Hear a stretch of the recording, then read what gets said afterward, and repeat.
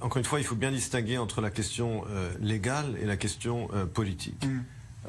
D'un point de vue légal, le législateur a déjà tranché sur cette question lorsque la loi fondamentale sur le gouvernement a été amendée, en disant très clairement, et on a les travaux préparatoires, on a les débats de l'époque dans les commissions de la Knesset, que dans le débat entre est-il moral ou légal pour un Premier ministre de continuer à siéger s'il est mis en examen, le législateur a tranché très clairement en disant le Premier ministre ne doit démissionner que s'il est condamné en dernière instance, point à la ligne.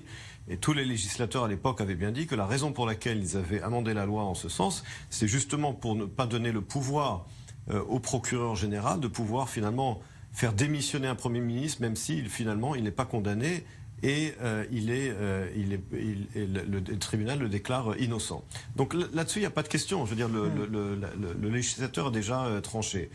Là où on pourrait débattre éventuellement, c'est de dire, oui, alors la loi parle d'un Premier ministre, sans dire est-ce que c'est un Premier ministre qui est en fonction ou un Premier ministre potentiel nommé par le président.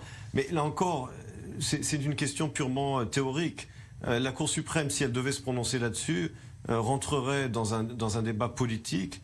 Et finalement, je pense qu'elle ne devrait pas se prononcer. D'ailleurs, je ne pense pas qu'elle va se prononcer. Elle dit elle-même qu'à ce stade, il s'agit d'une question purement théorique. On n'en est pas encore arrivé là. Quelle que soit la position qu'elle prenne, ce sera de toute façon, c'est un débat politique. Elle sera accusée de prendre une position politique. Donc je pense qu'elle devrait tout simplement s'éloigner de ce dossier comme du feu, parce que la loi est très claire. Et ce sera aux électeurs de décider. Encore une fois, qu'on soit pour ou contre Netanyahou, ma position sur lui est connue. J'en ai débattu sur ce plateau à plusieurs reprises, mais cela n'a rien à voir avec les faits juridiques. Et les faits juridiques sont qu'effectivement, la loi là-dessus est très claire. Et que, effectivement, vous avez parlé de l'activisme juridique d'Aaron Barak.